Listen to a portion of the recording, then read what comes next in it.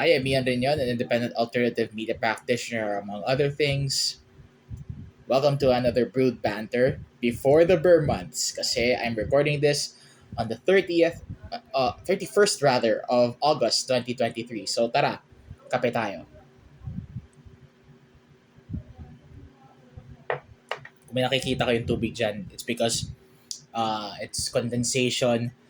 I actually had iced coffee uh, before this recording, kaso biglang umulan, so wala eh. Round 2. So, ayun. Anyway, mga kababayan, uh, just wanted to let you know that, yeah, the Ber Months is upon us tomorrow. So, ngayon pa lang, bumabati na ako. Happy Ber Months sa inyo lahat. And yeah, it's just surreal. 8 months have passed in the year 2023, and now we're on the last four. And you know, I was supposed to be sharing a recap of all of the things that happened this month. And believe me, napakarami nun. It's gonna take an hour to watch, and I'm not gonna bore you with that. So scratch na yun. Wala na yun. I'm not gonna sort that out anymore. But you know, I'll just sort out the stuff that just happened recently. And yeah, I guess I'll just have to boil it down to some of the major ones. So first of all, um, tawag dito. I mean, those the major ones. Since nung ano ko, yung video ko tungkol sa yung ano ko, episode 6 ng The Intrepid podcast. Doon na lang tayo magbabase. So first of all, I have no I have provided a video, an unedited video about my reaction to JP Laxamana's diagnosis that he's autistic. And you can check out the video on that uh, after this one. I'll also link it in the description below, so that you would basically see me react to him being part of our world as autistic Filipino adults. So yun nga. And then ano pa ba?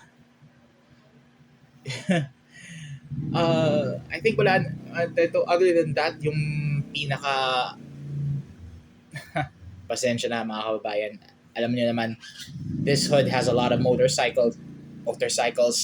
This the Intrepid HQ is facing the road, so talagang marami talagang ano yan.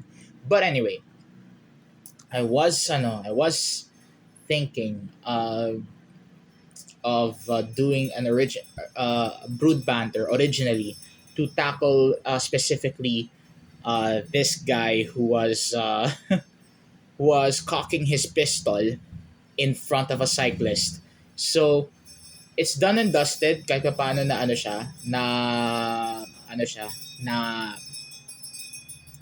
na na resolve siya, kasi ang daming ebidensya laban dun sa kay pistol version ni Mang Boy.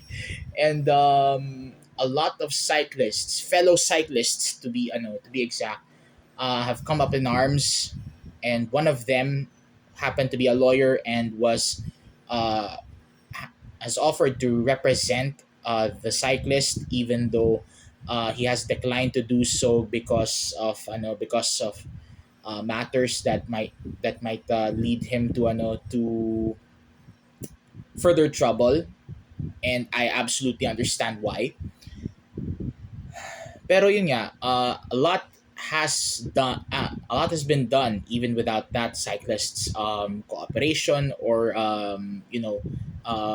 contribution to the discussion. Kasi sa totoo lang, It's first hand experience. Minsan uh nagigit-gitan ako sa daan. As much as I wanted to be safe in my cycling journey, minsan may mga ibang sasakyan talaga na they would just zoom in at my left side without even fucking caring if they would hit someone dahil lang nakakotse sila, that kind of thing. So mabuti na din at ganun. And I hope that would be a lesson also to Francis Zamora, the mayor of San Juan, who just removed the protected bicycle lanes in his Manila suburb. So siguro naman magtatanda na siya doon at dahil may mga nagprotesta din laban sa kanya. One of them happened to be a personal contact of mine. And tawag dito, yeah. um on our side naman, let's also not be uh the cause as to why cyclists are disrespected on the road. Kung lalaki ka, lalo na sa mga kapwa lalaking kong siklista, please lang wag kayong maging simp, okay? Don't be a fucking simp. Kasi may lobas din na social media sentiments about this male cyclist in Taiwan. Si Anthony Homer yata yun. Basta, I'm not dissing the guy. It's just that as a fellow cyclist, I'm just reminding him. As a fellow man and a fellow cyclist, I'm just reminding him na we are being disadvantaged in this postmodern society. Wag na niyang dagdagan. So, yun lang naman yung ang point ko doon. Another thing, Pope Francis. He had another Freudian slip. And this is basically geopolitical shit, pero kasi parang meron na siyang prepared speech sa isang na uh, sa Russian Catholic minority sa St. Petersburg. Yes, there are Russian Catholics. They are a minority, a very small minority kasi karamihan sa kanila mga Orthodox, of course. But there are Russian Catholics, and siguro dahil wala siyang context, or parang nasabi lang yan, parang he has a poor sense of history siguro. If you're as far as the Poles and the Ukrainians and other former Soviet states are concerned, he has a poor sense of history. Ayun, maraming mga Ukrainians tsaka mga Polish tsaka mga Baltic folks ang nagalit sa kanya, mga Baltic Catholics, mga Polish, lalo na mga Polish and Ukrainian Catholics kasi sobrang disadvantage na sila, tas ito pang sinabi ng Santo Papa. So it's a lesson in learning your history and your geopolitics, even if you're the freaking Bishop of Rome. So lesson learned, and I guess it's also a lesson for us Catholics na hindi porket maanta sa faith and morals napapabayaan na rin natin ng ang history and geopolitics. So yun lang naman mga kababayan. And lastly,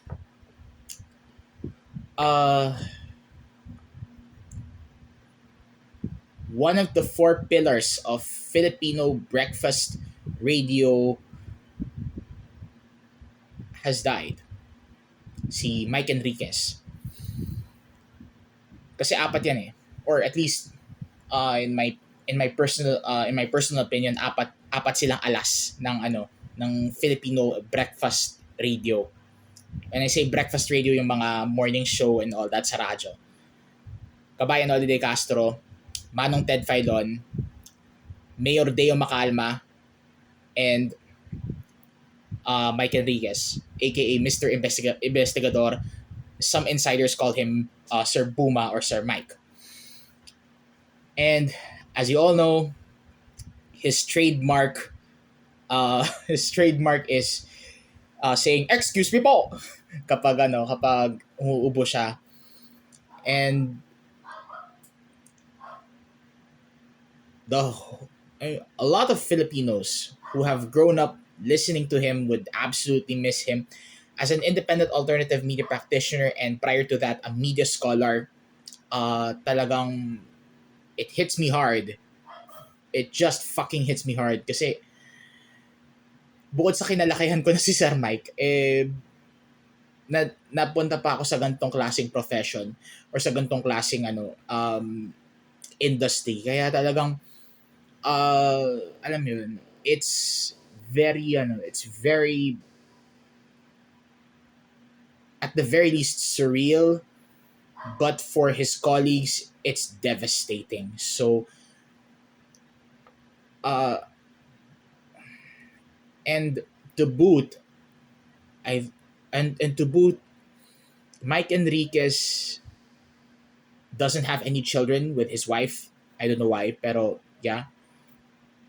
He was a Salesian or a Bosconian, whatever, basta nag-aral siya sa Don Bosco. And he is a very devout Catholic outside of his profession. And within the profession, he is a very great mentor to fellow journalists and broadcasters.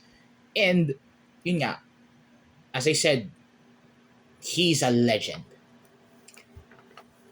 Suffice it to say that he is a legend and one of my personal heroes.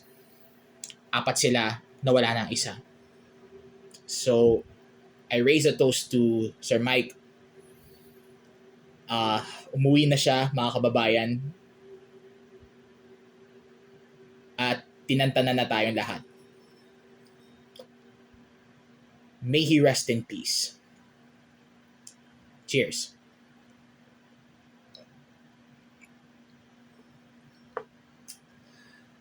Oh boy. It's just fucking surreal, man. Talagang uh, talagang it did affect me honestly these past few days. So much so much more for those who have worked with alongside him, of course, sa GMA. Kaya talagang the whole media industry, not just GMA, are very not really upset, but are mourning this loss. So uh, suffice it to say, nakikiramay ako sa mga naiwan ni Sir Mike. And I'm absolutely sorry for GMA Network's loss. Kasi he's not just a veteran broadcaster, he was a force for good in the media industry. So I'll give him that. Anyway, that's basically my um, almost 15 minutes of recapping the month of August for you on a Brood Banter. Uh, let's now anticipate the arrival of the Ber Months starting tonight. Ganun eh. Anyway, ayun. Ber Months na bukas, so good luck sa atin lahat. With all that said, this is Intrepid and Renyon reminding you to at all times be the salt of the earth and the light of the world. Until then, look alive, stay alive, be kind to yourself and to each other. If you're a cyclist, don't be a freaking gempoy. Wear a helmet. Wag paggastosan ng cleats. And please remember to take care of yourself. Even if I have not already emphasized that And as always, thank you for watching. From here in Intrepid HQ, have a great rest of your day. Drink some coffee or tea, and see you next time. Ian out.